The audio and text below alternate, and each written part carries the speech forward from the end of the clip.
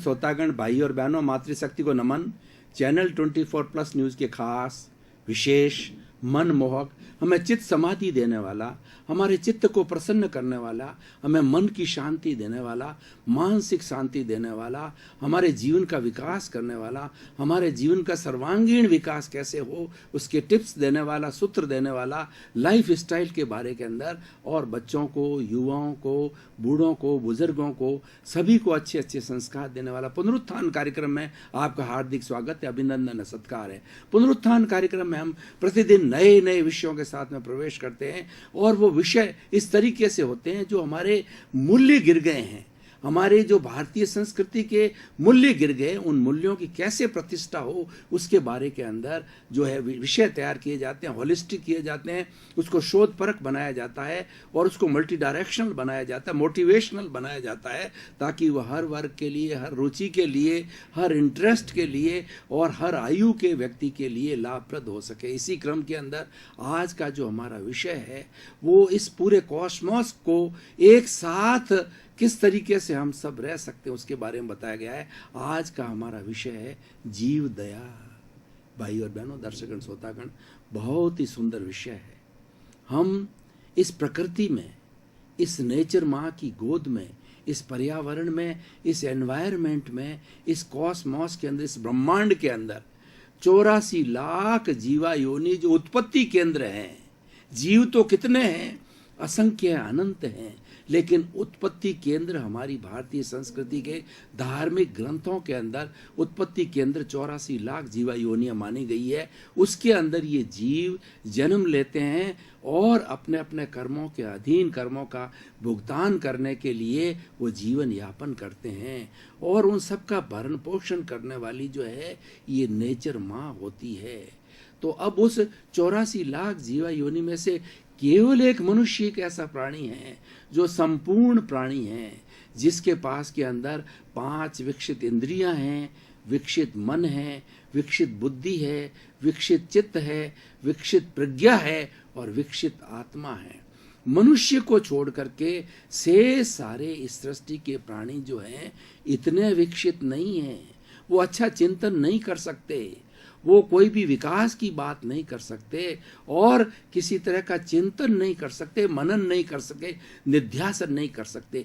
केवल एक मनुष्य एक ऐसा प्राणी है जो कर सकता है। इसीलिए हमारे धार्मिक ग्रंथों के अंदर कहा गया है कि मनुष्य एक ऐसा प्राणी है जो अपने बुद्धि का सदुपयोग करे, सद्बुद्धि लगाए और सत् कार्य करे, परोपकार का कार्य करे, तो वो हमारे जीवन की अंतिम मंजिल मोक्ष है, उसको प्राप्त कर सकता है। भारतीय संस्कृति के अंदर जीने की पद्धति को 4 भागों के अंदर बांटा गया है: कर्म, अर्थ, धर्म और मोक्ष। इसके अंदर जो हमारी सिद्धि है, हमारा मूल लक्ष्य है, हमारा अंतिम लक्ष्य है, वो मोक्ष की प्राप्ति की बात है, और वो मनुष्य ही प्राप्त कर सकता है और दूसरा कोई प्राणी प्राप्त नहीं कर सकता, क्योंकि मनुष्य के पास ही एक ऐसा साधन है जो वहां तक पहुंच सकता है।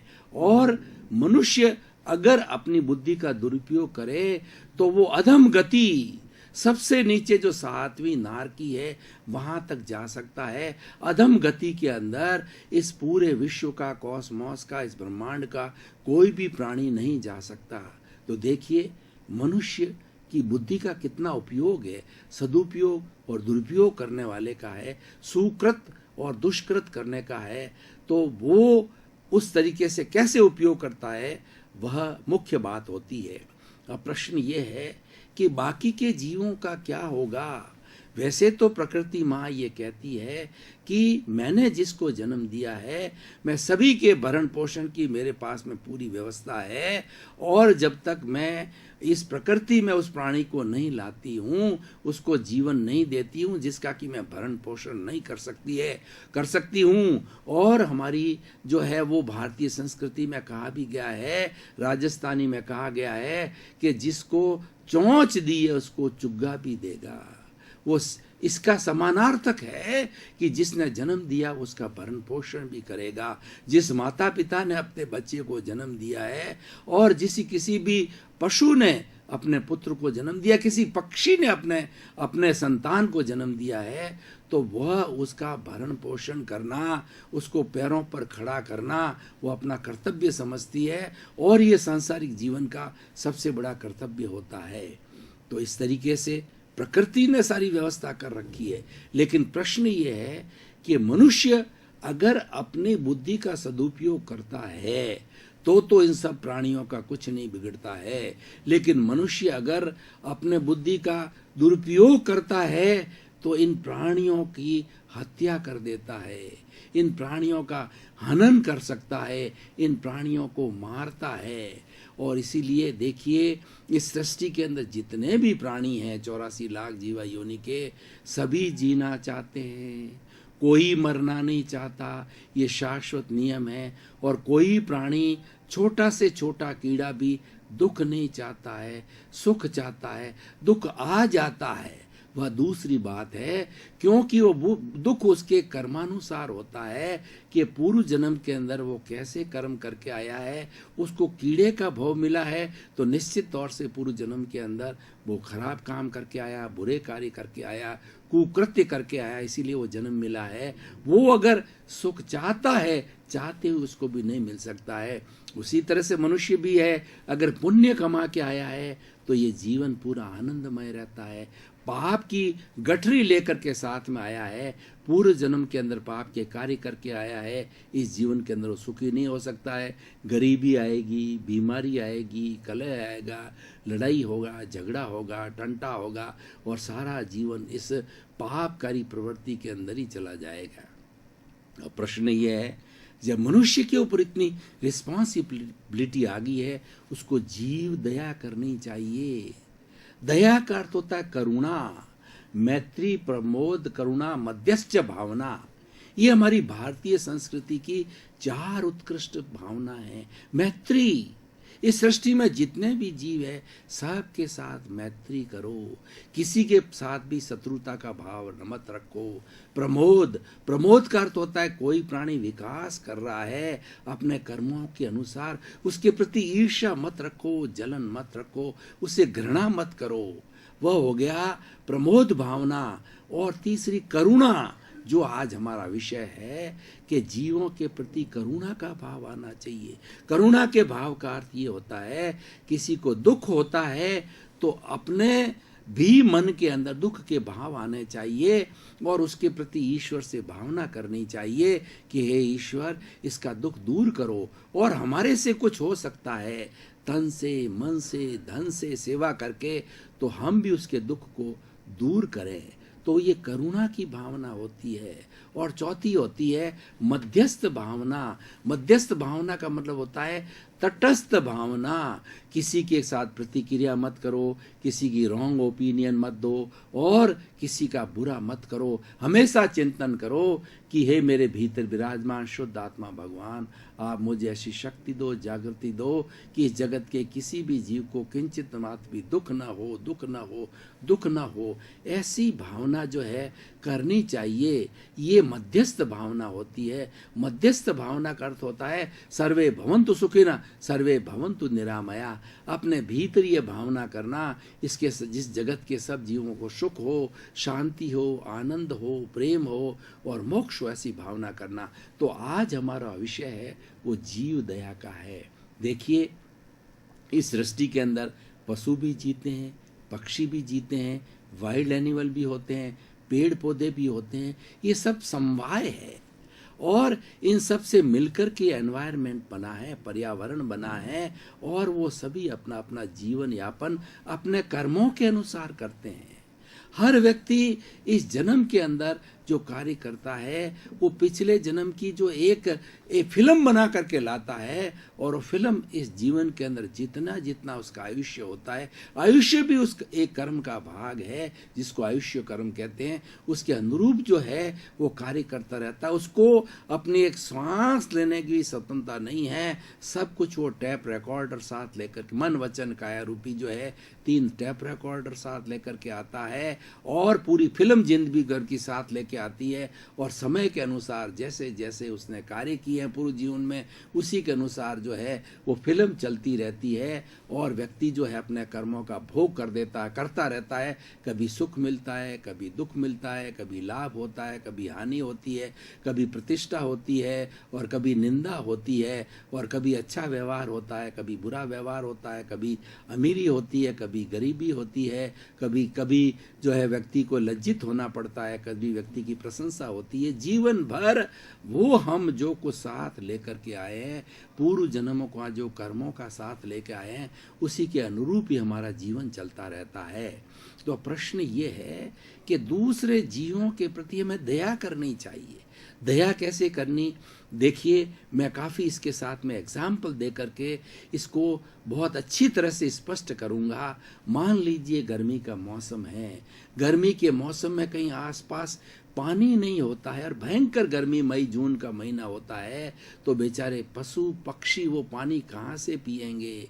तो हमारा दायित्व तो बनता है कि अपने घरों में या घरों के पास के अंदर पानी का कुंड रखें, जहाँ पर कि पक्षी आकर के और पशु आकर के पानी पी सके, और थोड़ा चुग्गा डालें जहाँ पर हमारे पक्षी आकर के वो चिग्गो डाल दे, या हम घास डालें, हम कुछ कुछ इस तरीके की जो है चीज़ डालें जैसे कि पशु आकर के अपना भोजन कर सकते हैं। ये जीव दया है, क्योंकि हर प्राणी होता है उसमें 10 तरह की जो है वो संज्ञाएं होती है। कौन कौन सी संज्ञा होती है?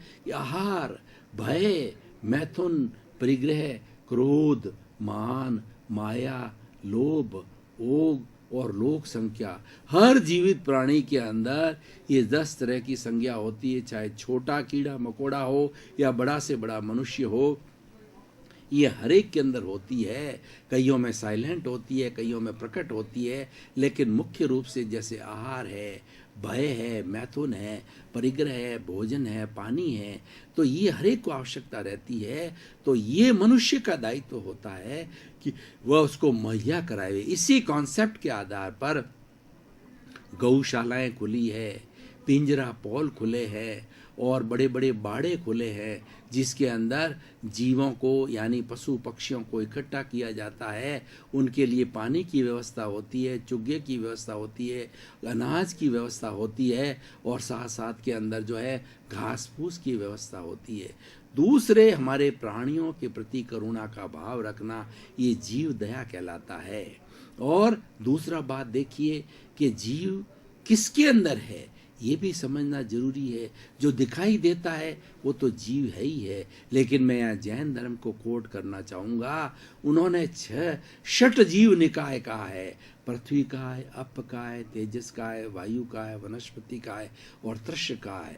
उनका बड़ा गहरी अहिंसा है जैन धर्म की। जैन धर्म ने ये बताया कि पृथ्वी के ऊपर जो रेत, थोड़ी 6 इंच की रेत हटा दो, उसके बाद में जो फोड़ोगे, उसके अंदर फोड़ते ही एक डली के अंदर अनंत असंख्य जो है पृथ्वी काय का मद होता है शरीर, मतलब जीवों का, पृथ्वी के काय के जीवों का समूह उसमें रहता है, और फोड़ते ही वह मर जाता है। तो मनुष्य का क्या दायित्व है कि वो जमीन का अति दोहन न करे। जो व्यक्ति अपने लोभ के वशीभूत होकर के बड़ी बड़ी माइंस खोलते हैं, अलग अलग मिनरल्स निकालने के लिए, मार्बल निकालने के लिए, और भी जो जमीन के गर्भ से निकलता है, और वो खोदते जाते हैं और अपने भवन बनाने के लिए, और जितना भी खोदने का कार्य करता है वो पृथ्वी का के जीवों की हिंसा है, ये उसका दोहन है, ये उनके साथ में बुरा बर्ताव है। ये जीव दया नहीं है। जीव दया करने वाला व्यक्ति, उसका शरीर है, उसका परिवार है, उसका समाज है, उसका भरण पोषण है, वो तो आवश्यक है। उसको हम नीड बोल सकते हैं, लेकिन मनुष्य के अंदर ग्रीड की भावना होती है। मनुष्य के लिए कहा गया है इस सृष्टि की जितनी संपत्ति जो हमारी नेचर माँ के पास में है, सारी संपत्ति मनुष्य को दे दी जाए तो भी वह संतुष्ट नहीं होता है, क्योंकि मनुष्य जो है बहुत तृष्णा वाला है, मनुष्य है बहुत आसक्ति वाला है, फिर भी वो तृप्त नहीं होता है। लेकिन जो जीव दया करने वाला है वो पृथ्वी का दोहन नहीं करेगा। दूसरा अपकाय पानी का है। पानी के लिए हमारी वैज्ञानिक लोगों ने ये माना है, एक पानी की बूंद के अंदर करीब 36,000 जो है वो पानी के जीव होते हैं। यानी हम पानी का अतिरिक्त दोहन न करें, पानी का अतिरिक्त वेस्टेज नहीं करें। ऐसा नहीं है कि हमको जरूरत तो है एक बाल्टी की, हमने नल खुला खोल दिया, या हम जो स्नान करें तो शावर खोल दिया और सैकड़ों सैकड़ों बाल्टी जो पानी गिरता रहता है, ये पानी के जीवों की हिंसा, ये जीव दया नहीं है। जीव दया करने वाला पानी का सीमित अपनी इच्छाओं का वो सीमाकरण करेगा, उसको इच्छा परिमाण बोलते हैं। जीव दया करने वाला व्यक्ति अपने इच्छाओं का परिमाण करेगा, उतनी ही चीजों का भोग करेगा जितना कि उसको और उसके परिवार को आवश्यकता होती है। पृथ्वी का, अप का और तेजस का है। इस तरीके से हमारी जो अग्नि हम घर के अंदर जो जलाते थे, स्टोव है या और भी है, लेकिन मनुष्य की तृष्णा यह है कि वो बड़ी बड़ी भट्टियां लगा करके स्टील का काम करता है, कलर का काम करता है, और जिस के अंदर वो जो है ज़्यादा अग्नि उपयोग होती है, बड़े बड़े बॉयलर्स लगाए जाते हैं, उसका उपयोग करते हैं। ये हमारी अग्नि काय के जीवों की हिंसा होती है। एक फ्लेम में असंख्य जीव होते हैं। आज विज्ञान भी मानने लगा है, कोल्स माइंस में जाकर उन्होंने ऐसे प्रयोग किए हैं और उन्होंने ये माना है कि अग्नि के अंदर जिस तरीके से ग्रोथ वगैरह और जितने कैरेक्टरिस्टिक एक कॉन्शियसनेस की होती है वो अग्नि में पाए जाते हैं। पृथ्वी का, अप का, तेजस का, वायु का है। वायु काय में विज्ञान मानता है कि थेसेक्स नाम के जो है वो वायरस होते हैं, वो जीवित प्राणी होते हैं और उनका विकसित नहीं होते हैं, सबसे छोटे प्राणी होते हैं। तो हम मुंह के द्वारा जो है गर्म, जो खुले मुंह बोल करके या मुंह के द्वारा भाप छोड़ करके या एनवायरनमेंट के अंदर गर्म हवा छोड़ करके जो है उन जीवों की हिंसा करते हैं और किसी न किसी तरह से हम वायुमंडल का दोहन करते हैं, हमारी चिमनी से कार्बन डाइऑक्साइड छोड़ते हैं, किसी न किसी माध्यम से जो है हम पर्यावरण को दूषित करते हैं वाहनों के द्वारा या भी किसी तरह से। उससे जो है वायु काय की जीवों की हिंसा होती। जीव दया करने वाला व्यक्ति जो है सीमित ऐसे साधनों का ही उपयोग करेगा जो उसको अति आवश्यक होता है। तो पृथ्वी का, अप का, तेजस का, वायु का और वनस्पति का हम सब जानते हैं कि सर जगदीश चंद्र बसु ने बहुत पहले ये सिद्ध कर दिया कि जितने भी तरह की वनस्पति है इस सृष्टि के अंदर, उन सभी वनस्पति के अंदर वैसा ही जीव है, वैसी ही आत्मा है, वैसा ही प्राण है जैसा कि मनुष्य में। इसीलिए कहा गया है कि वनस्पति का, पेड़ पौधों का फालतू जो है वो उनके तनों को मत काटो, पेड़ों को मत काटो, पौधों को मत काटो, क्योंकि उसके अंदर वही प्राण है, वही जीव है जो हमारे में है। दर्शकगण, श्रोतागण, भाई और बहनों, आपका बहुत बहुत धन्यवाद। पुनरुत्थान कार्यक्रम प्रतिदिन नए नए एपिसोड के बातों में नई नई बातें बताते हैं और हर एपिसोड को आप पुनः पूरा सुनोगे तो आप पाओगे उसके अंदर कोई न कोई नई बात ऐसी मिलती है जिससे हमारा जीवन का कल्याण हो सकता है, जीवन की हमारी दृष्टि बदल सकती है। दृष्टि बदलो तो सृष्टि बदल जाएगी, दशा बदलो, दिशा बदलो तो दशा बदल जाएगी। पुनरुत्थान कार्यक्रम देखते रहिए। हमारा उद्देश्य है सर्वे भवन्तु सुखिनः सर्वे भवन्तु निरामया। इसी क्रम में आपका जीवन आनंदमय हो, मंगलमय हो और आप खूब सुखी रह करके, सदाई होकर के खूब जो है अपने समाज की सेवा करें और उसके साथ साथ में अपने जीवन का उत्थान करें। आपके प्रति मंगल भाव।